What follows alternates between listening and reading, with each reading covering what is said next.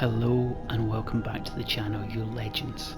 I am an old gaming legend, and today I wanted to speak to you about Bungie's recent announcement. The post is on Bungie.net and it's titled Destiny 2 Moment of Triumph.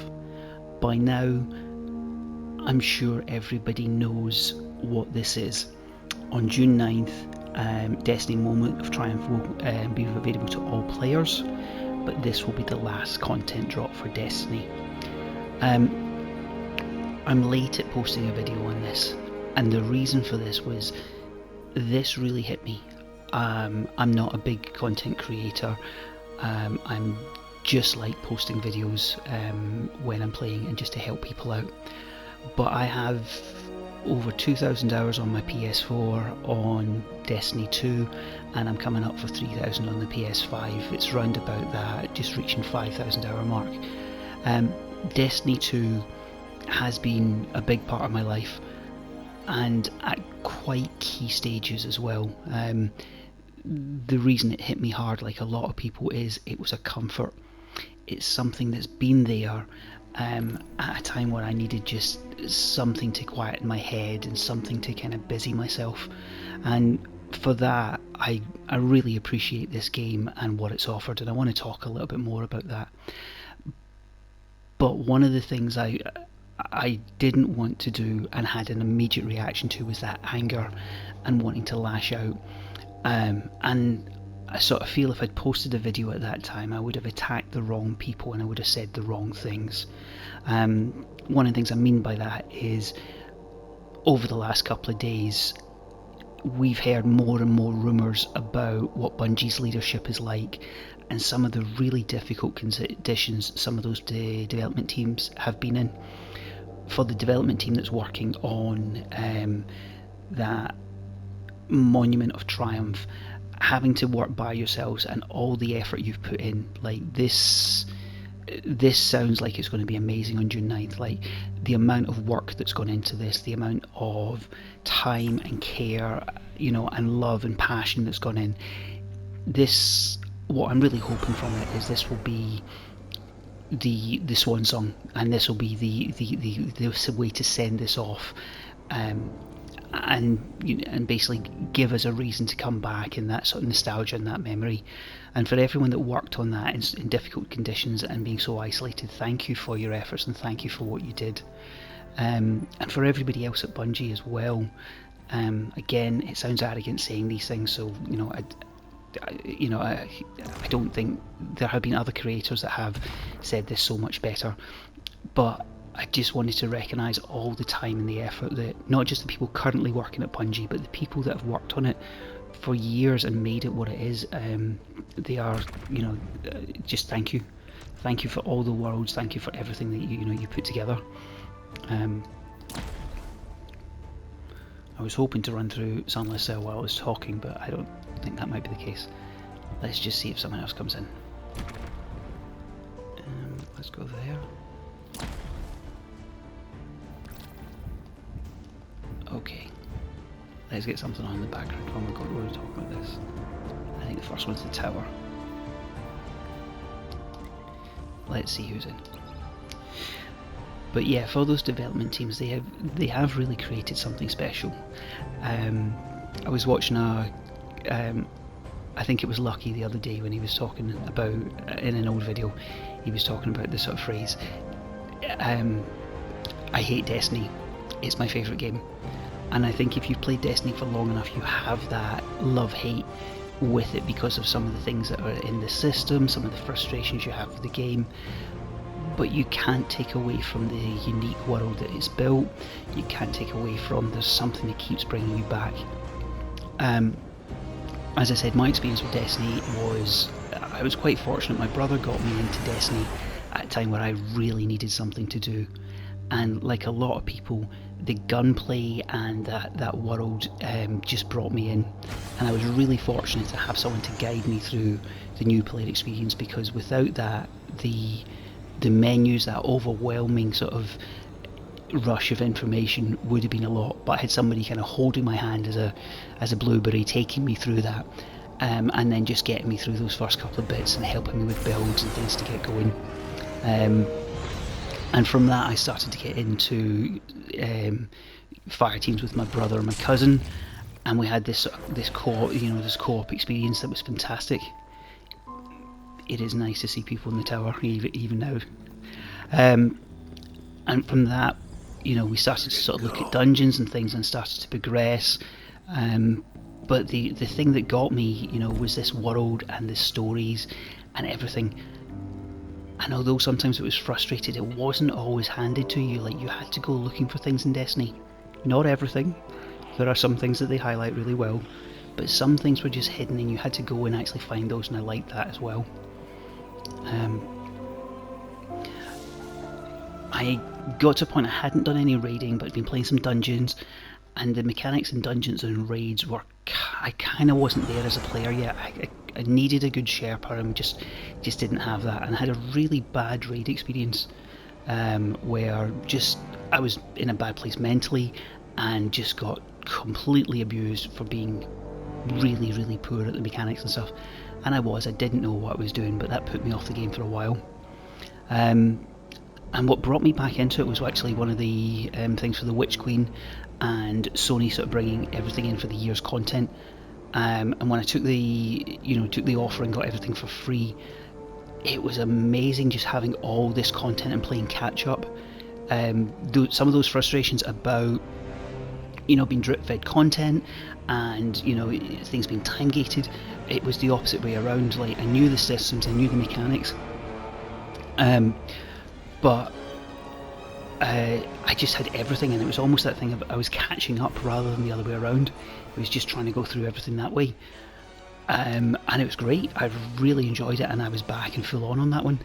And since then, I've been logging into Destiny consistently, like so many other people, and having a great time. I was fortunate enough that I've met people just like everyone does through LFG and then through Discord and clans. And one of the other things I wanted to say was I can't thank Seaketch and the people in his clan enough. If you're not already on it, please go and check out Seaketch's channel. He does very quick guides and videos, but the community he's built up as well is fantastic. Those guides are great for just a revision of the mechanics, but they're also there, that community that comes with it as well. You will find people that will help you, and if you're willing to learn and you want to sort of learn how to do things, there'll be people that are able to teach you and sort of guide you through things. And like I said, I just want to say thank you to everybody there, and also acknowledge how much more I've gotten out of this game because of that. The other ones, the other people I wanted to sort of mention, because watching it over the weekend was heartbreaking, was just seeing people, that have given their lives to these games, and just seeing them get the news and working out what they're going to do was really, really tough. I want to say, first of all, thank you very much to Houndish. Like, his videos are on so much from the house that my child can say the intro no problem at all, and in a fairly good impression of Houndish as well.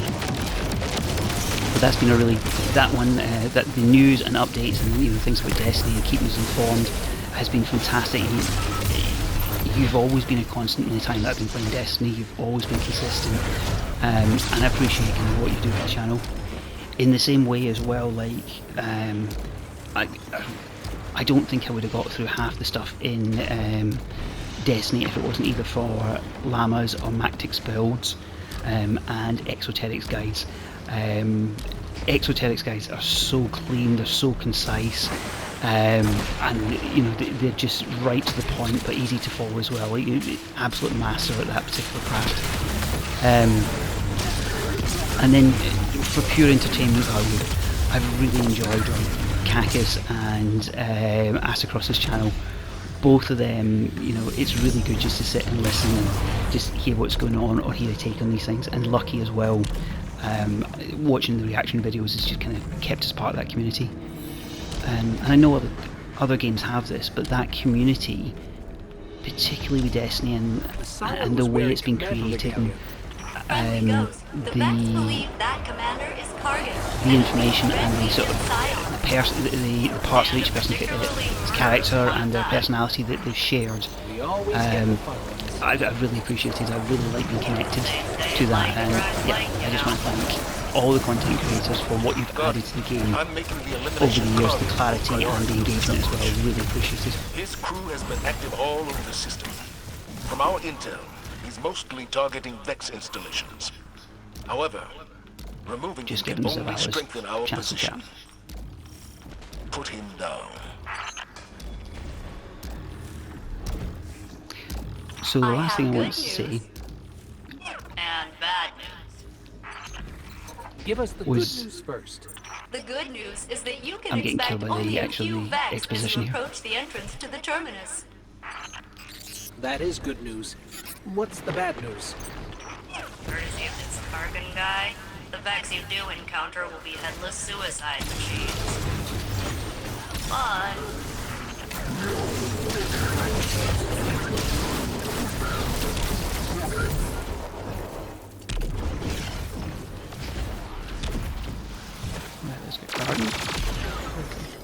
so yeah, what I wanted to say was the last thing was about June 9th.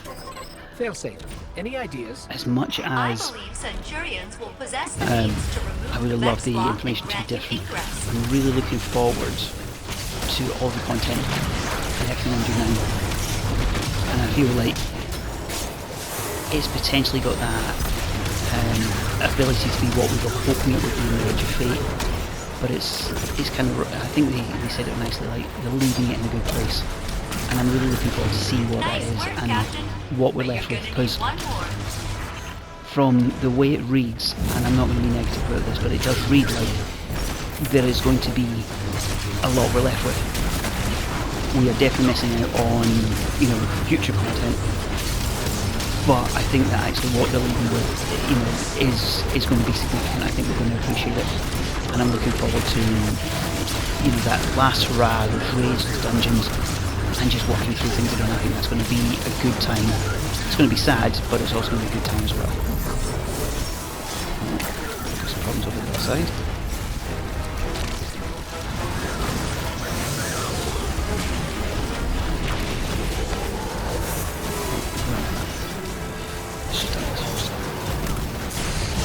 Oh, so bad. Alright. I'm going to finish off the video here. I'm going to let the last bit play out. But I was just going to say thank you for listening to my rant and what I had to say on this one. If this is the type of thing you enjoy and you'd like to hear more of this sort of thing, just leave me some feedback in the comments. If it's not, this will be my last one. I'll stick to the videos.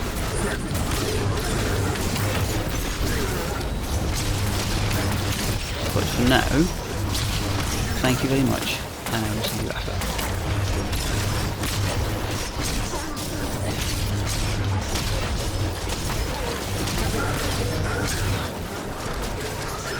Let's go and get him a bit nice.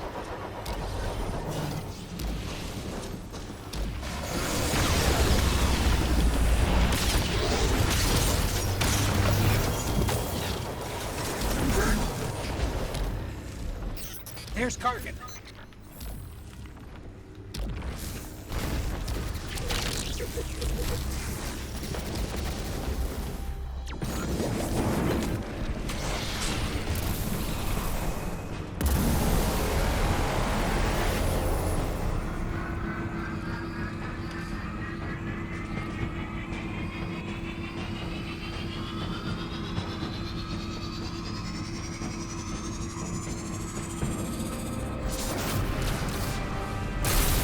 Injected some bad variables into his decryption process. That should slow him down.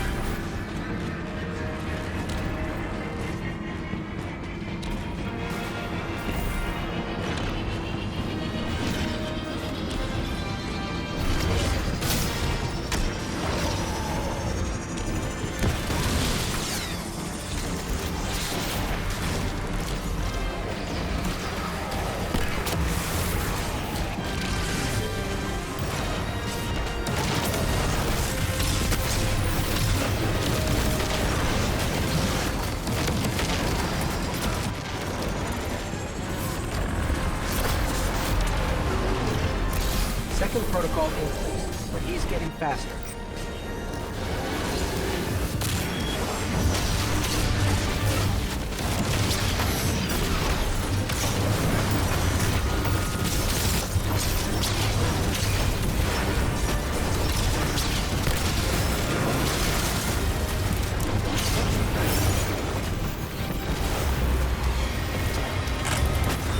Location secured, Commander Zavala.